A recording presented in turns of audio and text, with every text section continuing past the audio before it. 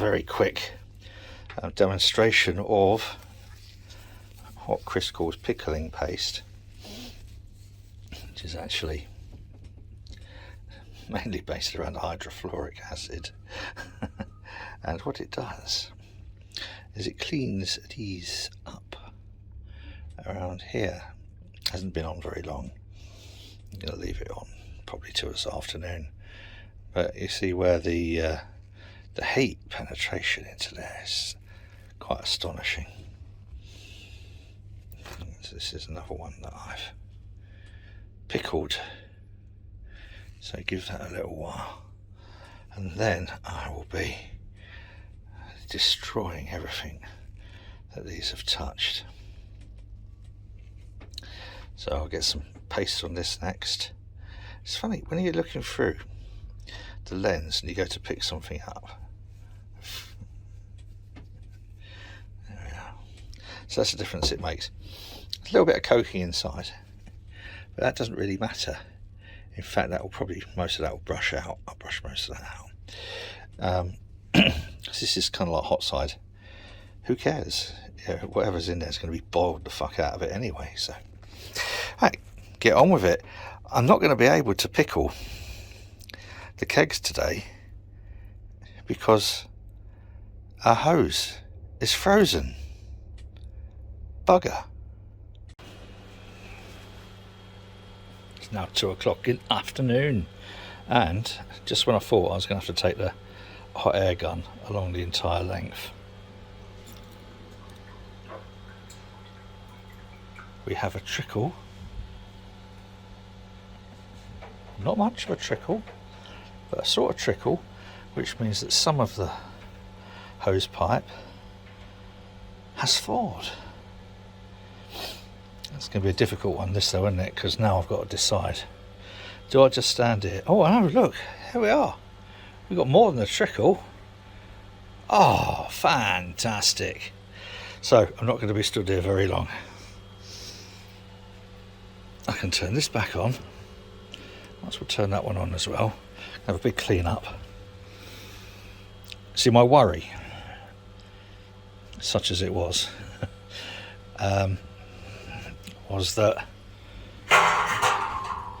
hide this, I was going to get the pickling juice on some of the welds on here. Well, I still am. I'm going to get the pickling juice on some of the welds on there. What I didn't want to do was get the hydrofluoric acid on there and then not be able to wash it off properly and safely. So now I can, because water's flowing. I let it flow a little bit more. That's good, I'm pleased that at least we've thawed out a little bit.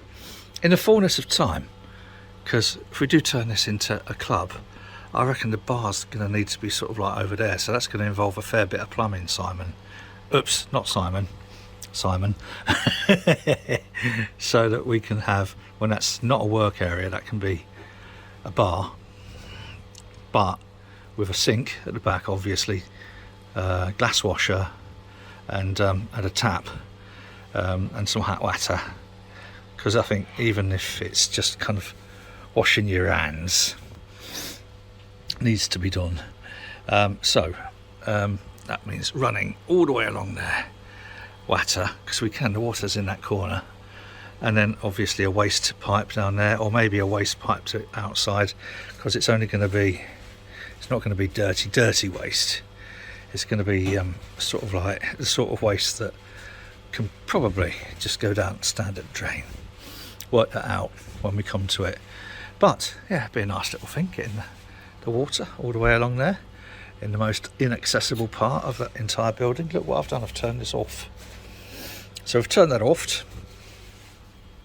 I might pop just a little tad more into here, just to see how much this has lost. Right, so we have actually not very much since this morning. That's good. I did empty the entirety of the copper straight into there.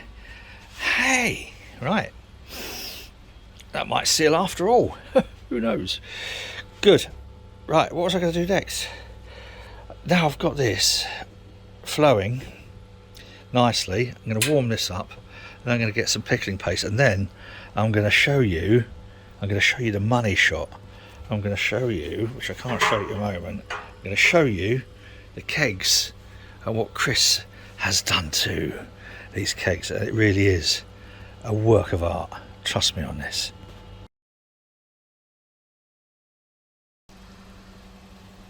First little sneak peek then, boys and girls. This is the inlet for the HLT, and it's at an angle. Now why is it at an angle? I know people are going to say, and it's because when the Herms is in, we need as much space in the bottom as possible. So Herm sits there, heating element comes in at an angle pointing down. Yes. Now if you remember, when I got all these fittings from GC, he oversold me, and it's a good job that he did, because we used the long tube bit, ferrule bit. We cut the other two down to make 4 shorter ones, if you remember, but we used this to go in at an angle so it can point down. So it's a good job he did oversell us, because otherwise it would have been a bit of a bugger. So first Chris welded that onto the tri-clamp fitting, and then after a lot of cutting and grinding managed to get it in at that angle. Now I know it looks a bit iffy at the moment, but just wait and see what it looks like after I've popped on some pickling paste. It's such a beautiful afternoon. Bits of sunshine and still got snow, but it's on its way out, and my hose pipe's thawed out. I put a little teaser video up earlier of the welding of the tri-clamps to the cut down sockets. Look at these. That, if I can just get, I don't know if I can get the sort of like shininess of these. Yeah. Shininess. Believe me, there's shininess. I don't know how well it's going to show on camera. Tiny little bit of pickling paste around the weld, and then just stick it on the polishing wheel with some white soap for a second. I'm going to clean it out inside out in a little bit. It doesn't matter if there's a little bit of coating on the inside, as I said in one of the other videos, because this is all hot side, so everything in there is going to end up having itself boiled, so it's not massively a problem. And as Chris did say, you know, a little bit of coating inside a fermenter is all right. It's just, you know, if there's a lot of it, it's a bit of a problem. But all this is hot side, so I'm actually quite quite happy with this. And as I said in the thing earlier, Chris is always very, very self kind of defacing, is that the term? When he said in his underback video, this is the sort of weld, and it's turned out just brilliantly. Anyway, it's fucking cold out here, and I've got to go, and in a minute I'm going to rinse off the kegs and then just give those a quick polish, and we will be done for the day. This is the pickling paste in action. As you can see, it takes all that discoloration and turns it into shiny stainless steel. As we was leaving, Chris said, "Do you want to put some pickling paste on there?" And I thought, yeah, because I knew that he'd done a good job. It's a strange one. I think he's sometimes a little bit overly self-critical, but he's done a remarkable job on here. Including, we had to just double check we left enough room on there to get the tri-clamp on. Was it on that one or was it on the HLT? So this is the boiler anyway. The boiler's got the 2 element slots, which kind of like will go in like this. Probably get 14-inch elements in there. I'm going to see what I can get cheap from Screwfix, because this is Yorkshire light, and the point of this is you have the ultimate fuckwit protection. As when I burnt out the element in the HLT, the immersion heater element just screws straight into there, and then that goes on. I'm not going to touch it because obviously it's still got pickling paste on. That clamps onto there. And if this burns out, or even if it doesn't burn out, if it does burn out, you just unscrew the element, throw it away, put another element in. But the beauty of this, from my point of view, as you know, I always have a problem cleaning out the copper, is I can take this off. This is all in one of Chris's previous videos, by the way. So, look at this. Take it off, put a blanking plate on with a tri-clamp. Like that.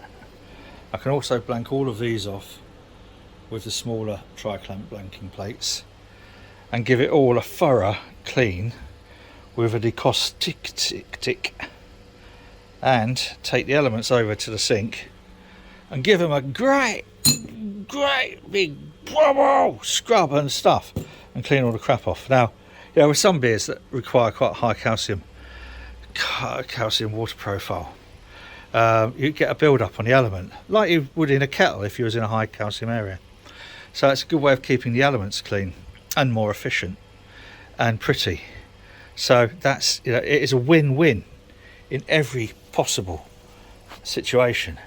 So I'm going to give this another 20 minutes to half an hour. I'm going to take it outside and I'm going to wash it off. I've just phoned a friend who has said that the dilution ratio, it will be all right to wash off into the canal, because it's not at a level which it would be classed as a pollutant, because I was a bit worried about that. It was either that or flush it down the drain out front of the building. But a friend of mine, an environmental consultant no less, has said, yeah, you're right, innit? Not exactly. Said, yes, well, it'll be fine. It'll be at a suitable dilution in order to avoid any potential environmental catastrophes. Something like that. Shut up. Come back when it's done. In a microsecond it's taken to change from one scene to another in YouTube land. I've been outside. Please, now it's cold out there. But look, when I washed all pickling paste off, look how clean and shiny and new that looks. This is why, you know, I really wanted to show off the quality of Mr. Hallison Hawkes' welding, because I think that is about as perfect as you could ever wish for. And this is the one on the hot liquor tank, which is angled as well, so it wasn't easy getting in there and stuff. Wasn't easy at all. I've been looking at the if I just, oh crikey, spin her around, spin the old girl around, as they say. Now what we've got here is, this is Hermes, because it's upside down. So this is the Hermes. This is for the sight glass, that thing there. Well, actually, sorry, that thing there on there, which tells me how much is in there. Look at the welding on that. And I owe Chris for a couple of these that he provided, because I didn't have any. So we've got Hermes here, which replicates that and that, which is good. We've got the recirculating it keeps an even temperature throughout. This was going to be the tap, and still will be if Chris has unfriended and blocked me on Facebook, and or if it's not, it will be a very good for this. These are the heavyweight PT100s. These are really serious PT100s. So put a half one of those, not obviously not a full length, a half one of those on there, and then that's a 1/2 inch BSP thread. We'll screw into there.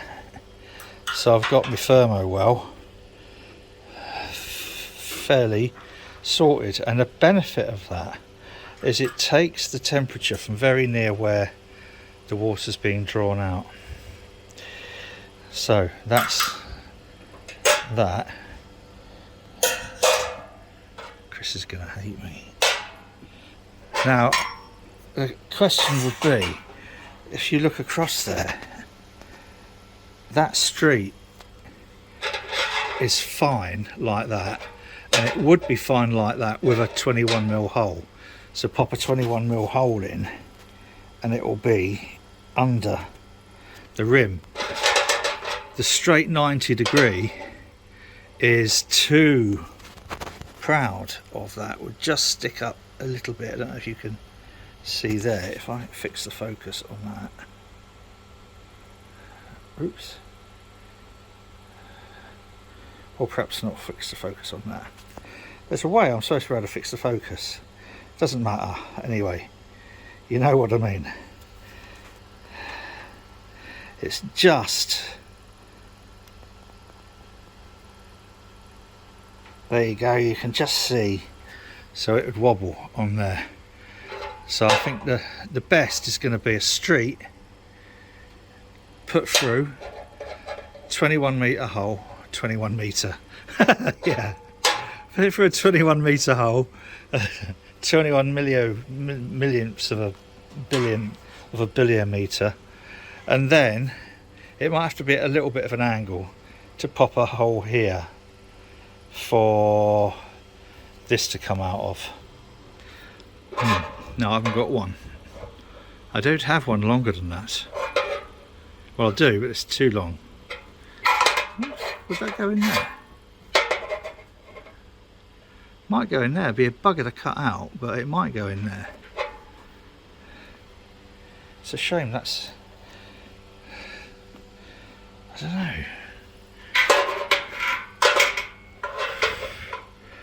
Oh, it's voodoo. I don't know what to do. See, because that, if it's not bent, will just hit the rim. So it would need to go in at a slight, ever such a slight angle. Oh, fuck, you little wanker. Although, no, not if that was down a lot more, or if there was... I'm not even going to start this again. We had this the other day. I'm not, because I'm not good enough at thinking. So anyway, that, look, I'll show it all with all the covers. Do the proper reveal then. Look at those jobbies there. Light's not the best of lights, but I'll turn this round. I think, given the challenge, which was A, to get the let's come out a little bit, A, to get the element at an angle where it didn't hit the Hermes coil, so welding the tri-clamp onto the full length socket and then cutting this in such a way that it would all line up. Hang on, is that still going? Let's just turn that off. We don't want to burn that out again, do we? Right, good. Actually, that can go off now as well. I think that is about as neat as anyone would ever get. And I haven't polished it up. All I've done is wash the pickle off. None of this has been polished yet. I'm going to give it all a good polish. Now, I know they are knackered, battered up old kegs. Well, they're not knackered, but they're certainly a bit battered up. But just look at the quality of the welding for the copper. That's where the two elements go in, and it is a tribute. I know I don't like to embarrass people, really, but I wanted to. I didn't want to show this earlier when it was all, you know, post weld. I wanted to clean it all up because Chris had said in that video that he put up, if you're watching this, Martin, this is the quality of weld you're going to get. Kind of like running it down. And I just am incredibly impressed at the art of welding. And I was probably like a 5-year-old on Monday, because it was a true work of art. Getting that finish and getting it right and getting it lined up. So anyway, we are one step closer. What I'm going to do now is turn it over. I was going to take all this down today. Unfortunately, between doing these odd little clips and things, I've had other talky stuff to become involved with. Sadly, such is life. When I just wanted to, play. Yeah, long day. So they're not going up there yet. They'll probably go up there tomorrow. I haven't had a chance to get to Screwfix, get the elements. I'm going to seal them all off, one at a time, obviously. I only bought, this is the thing, I only bought two blanking plates for the copper, to clean the copper at the time. So, because this won't really need cleaning out as much. The HLT won't really need cleaning out very much at all. The copper will every time, so a blanking plate for each of those. But first I'm going to do tomorrow, see how they all fit, because I've got the Powell Brewing mash tun coming, which is 58 tall by 55 wide, so it's going to be tight on here. But then I've got loads of phosphoric acid down there. I've got about 15 litres of it. Actually no, I've got another 10 litres over there. So I'm going to passivate it all on the inside. Even if we do go for a bottom takeoff somehow, I'm still going to passivate it, because even if we're going to cut it and weld it again, I'll only need to put a little bit in the bottom to repassivate it, and mainly that will be that pickling gel anyway, so I won't need to sort of like totally repassivate it. So, hasn't this been a long old strange old? But I do hope you agree with me that young Christopher, and I keep forgetting, he is a young lad, you know. He is such a young lad.